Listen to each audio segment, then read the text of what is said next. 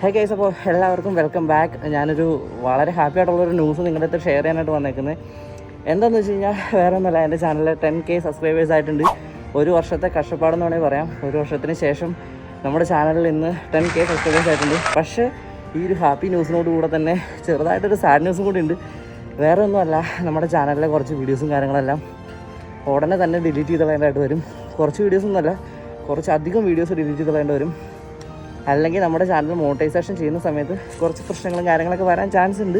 എന്തിനാണ് ഞാനിത് ഡിലീറ്റ് ചെയ്ത് കളയാൻ പോകുന്നതെന്നും എന്താണ് എൻ്റെ ചാനലിന് പറ്റിയെന്നും ഫുൾ ഡീറ്റെയിൽഡ് ആയിട്ട് പറഞ്ഞിട്ടൊരു വീഡിയോ ചെയ്യുന്നതായിരിക്കും. സോ നിങ്ങൾ എന്തായാലും ഒന്ന് വെയിറ്റ് ചെയ്യുക. വേറെ പ്രശ്നങ്ങളും കാര്യങ്ങളൊന്നും ഉണ്ടാവില്ല എന്ന് വിചാരിക്കുന്നു. ഇനി അങ്ങനെ ഉണ്ടായിക്കഴിഞ്ഞാൽ ശരിക്കും സെഡായി പോവും.